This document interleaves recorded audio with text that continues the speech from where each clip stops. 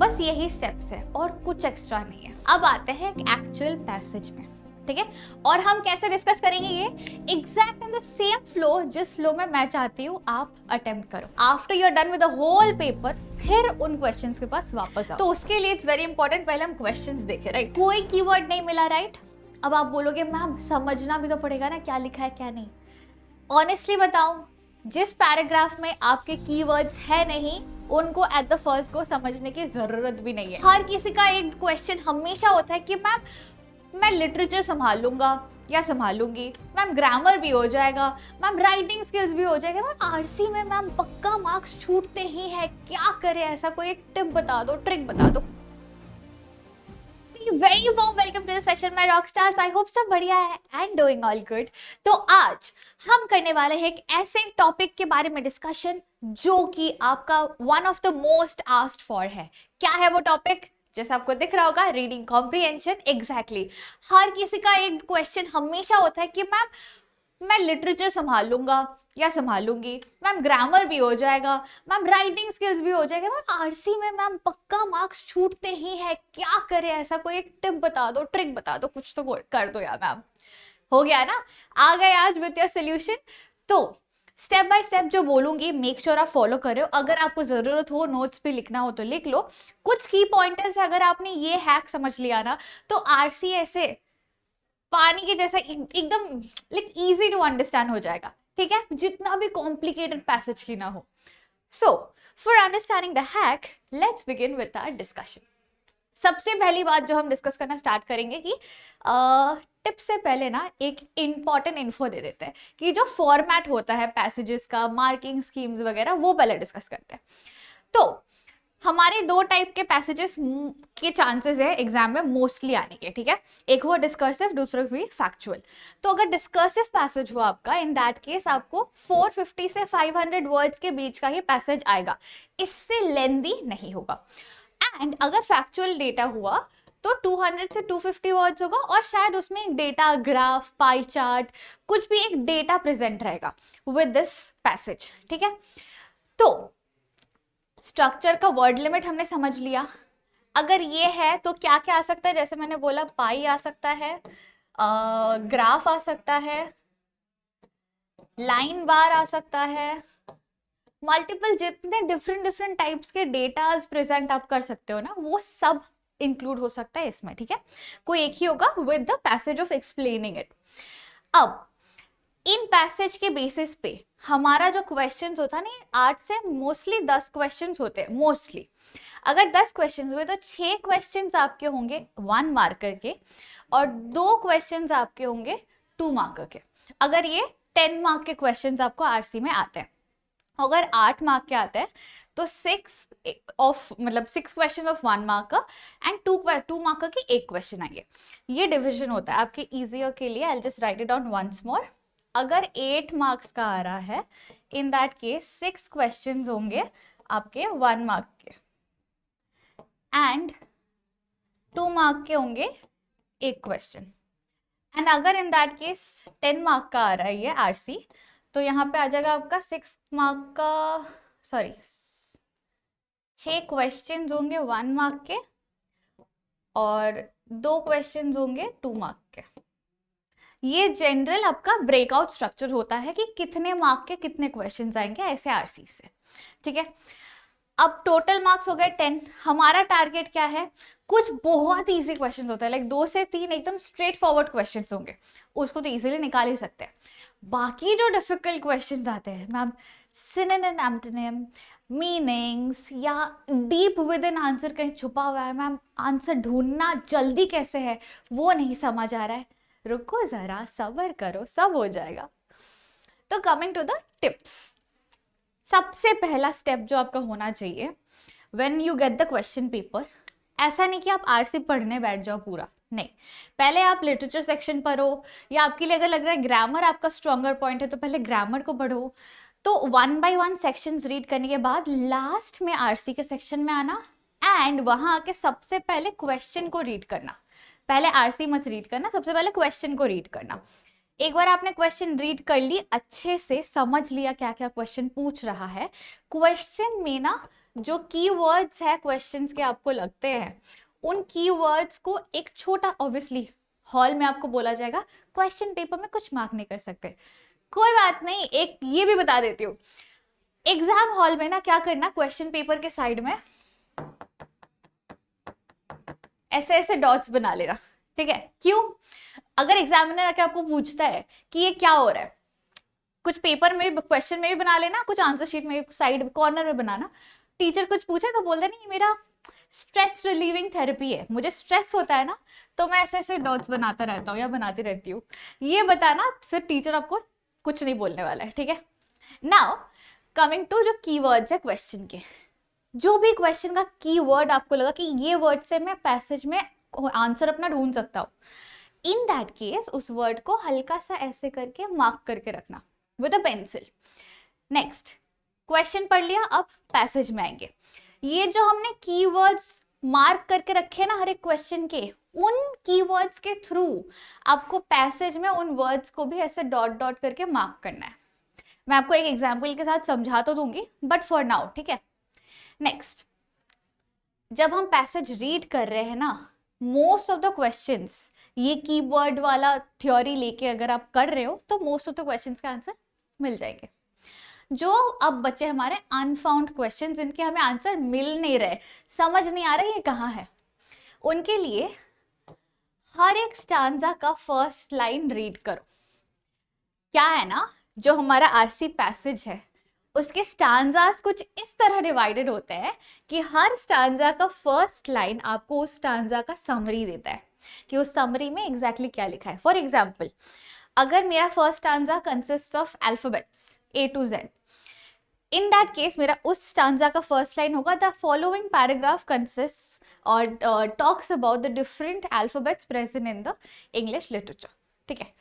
तो ये एग्जाम्पल था एक कि हर एक पैराग्राफ के फर्स्ट लाइन को अगर आप रीड करते हो, you will find the summary for the whole stanza, तो उसके थ्रू आपको अनफाउंड क्वेश्चंस के भी आंसर मिल जाएंगे।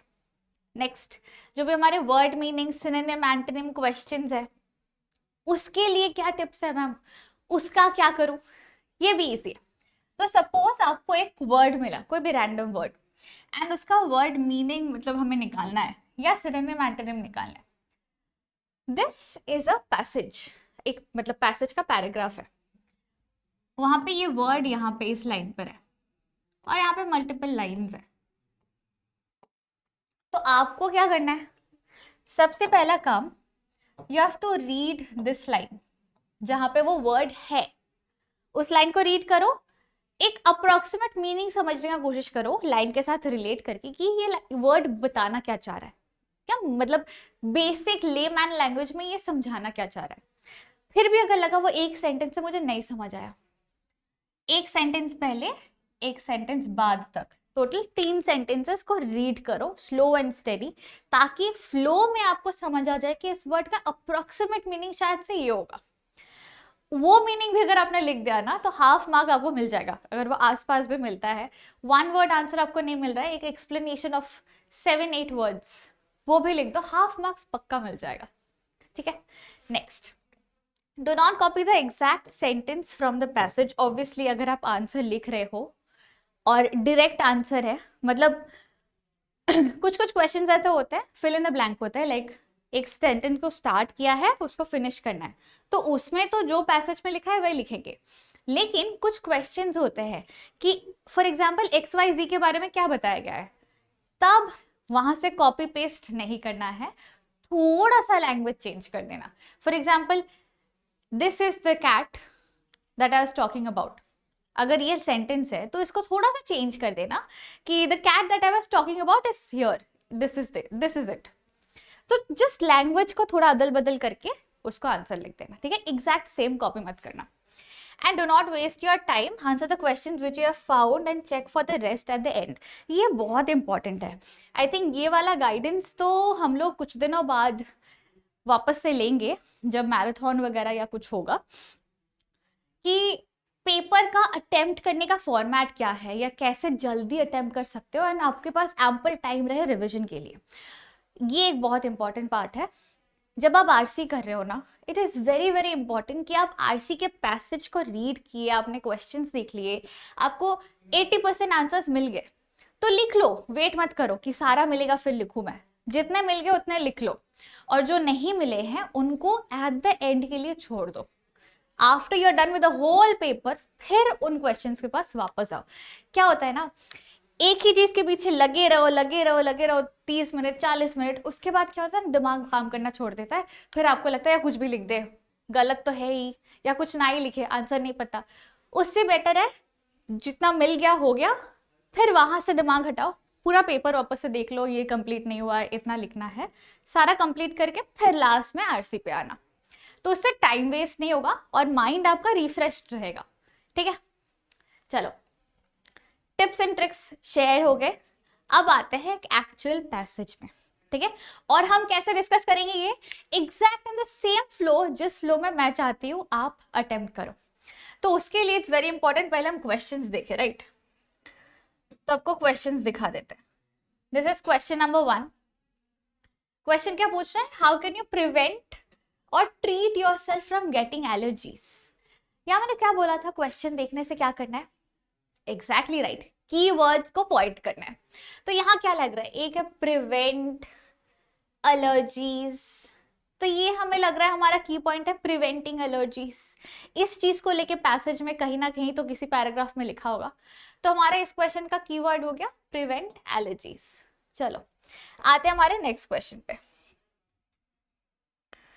हमारा next question is, what are the common symptoms of an allergic reactions, answer in about 40 words. ये 2 मार्क का क्वेश्चन है।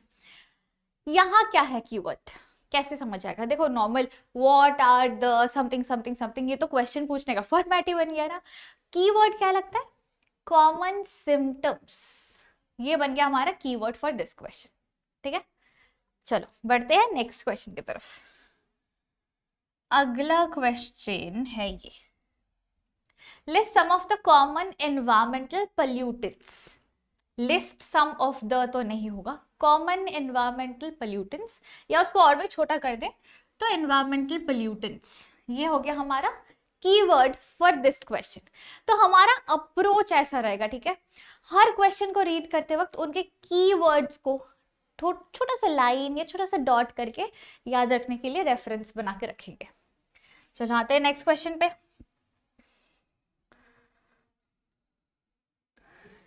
Complete the sentence appropriately. Those people who do not respond to anti-allergy medicines can be given a dash to strengthen immune system's tolerance to allergy. तो ये क्या है, ये एक line ही उठा के दिया गया है फ्रॉम द पैसेज। तो लाइन को आइडेंटिफाई कैसे करेंगे जल्दी जल्दी, कीवर्ड्स क्या हो सकता है, those people who do not respond to anti allergy medicine, तो do not respond anti allergy medicine, do not respond, ये हो गया हमारा कीवर्ड, क्योंकि ये एक लाइन होगा ना पैसेज में, एक सेंटेंस में आएगा, तो हमने की पार्ट निकाल लिया, कीवर्ड्स निकाल लिया। चलो रेस्ट ऑफ द क्वेश्चंस को ऑन द फ्लो करेंगे, इन्हीं के आंसर्स फिलहाल निकालते हैं, पैसेज में आते हैं।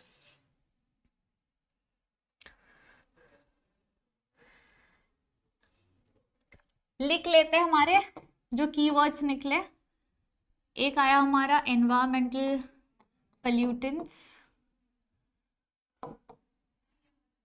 ये मैं क्यों लिख रही हूँ, बिकॉज आपके पास तो क्वेश्चन पेपर होगा कांस्टेंट रेफरेंस के लिए पेज पलट के, यहाँ तो मैं पेज कांस्टेंट पलटूंगी तो बहुत स्लाइड्स इधर उधर होगा, तो मैं एक जगह नोट करके रख लो। ठीक है, एक हुआ हमारा एनवायरमेंटल पोल्यूटेंट्स, एक है प्रिवेंट क्या था, एलर्जीज,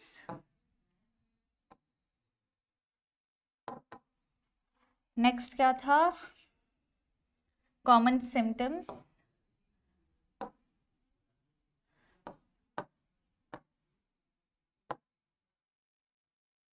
ये हो गए 1 2 3, नेक्स्ट क्या था,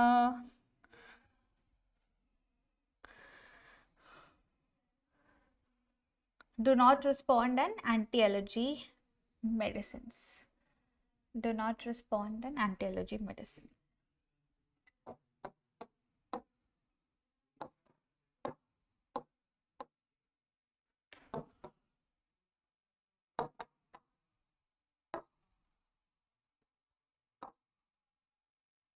चलो 4 पॉइंट्स हमें हमारे 4 क्वेश्चंस के 4 की पॉइंट्स हमने एक जगह में इकट्ठे करके रख लिए। ये आपको करने की एग्जाम में जरूरत नहीं है, आपको पेज इजीली पलट के आप देख सकते हो, यहाँ स्लाइड्स बार बार नहीं पलटनी है, इसीलिए मैंने किया। तो आते हैं हमारे पैसेज पे, मैं पीछे आके पढ़ती हूँ सो दैट आपको पूरा विजन मिले। Like all bad news and the common cold, allergies can pop up when you least expect them. I suddenly developed an allergy to crocin paracetamol some years ago after having it all my life to treat everything from headaches to fever to toothache. A seafood loving friend found himself unable to breathe after having Thai food for dinner. After undergoing a battery of expensive tests, he was told the chest tightness was not caused by a heart attack, but by an allergy to shellfish, something he ate once a week and he had never reacted before. यहाँ पे एक बार pause करते हैं। ये जो पूरा हमने first stanza या फर्स्ट पैराग्राफ को हमने रीड किया, कोई कीवर्ड नहीं मिला, राइट? अब आप बोलोगे मैम समझना भी तो पड़ेगा ना क्या लिखा है क्या नहीं। ऑनेस्टली बताऊं, जिस पैराग्राफ में आपके कीवर्ड्स है नहीं उनको एट द फर्स्ट को समझने की जरूरत भी नहीं है। लेट गो, टाइम वेस्ट मत करो। आते हैं सेकंड स्टैंजा, सेकंड पैराग्राफ पे। अ stuffed or drippy nose, frequent sneezing, an itchy throat, rash, sinus, ear pain, difficulty in breathing, stomach cramps, and itchy, red or watery eyes are some of the common symptoms of an allergic reaction. मुझे मिल गया common symptoms, ये हमारा एक word है, right? Keyword common symptoms. तो मैंने यहाँ पे टिक मार दिया कि कॉमन सिम्टम वाला कीवर्ड मुझे मिल गया। चलो आगे बढ़ते हैं। Pollen, dust, polluted air and indoor pollutants such as dust mites, cigarette smoke and mold are among the common environmental pollutants, while other triggers include medicines, paint, chemicals in clean arid cosmetics such as hair color, skin creams.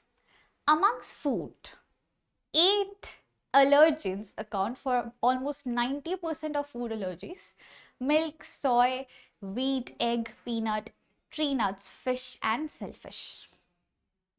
अभी देखो, बाकी normal information था, keywords इसमें मिल गया। तो अब आएंगे third stanza पे, ठीक है? स्टांजा क्यों बोल रहे हैं, पैराग्राफ है, पोम थोड़ी कर रहे हैं। Most of us wrongly believe that people with allergies are born with the condition, are either born with the condition or developed identifiable symptoms in early childhood. An allergy can occur at any time in your life, and experts say its prevalence amongst adults is rising. While most people who developed allergies as adults have experienced some allergic reactions either to the same or an unrelated trigger before having a few or no history of sensitivity. ठीक है, done. बढ़ते हैं आगे। मुझे क्यों लग रहा था मुझे एक और कुछ मिल गया है पॉइंट। ओके, एनवायरमेंटल पोल्यूटेंट्स का हम अंडरलाइन करके रख रहे हैं बिकॉज वर्ड सेम है। चलो, in an acute immune reaction, the allergy trigger may be one, but the symptom is usually caused by a combination of factors.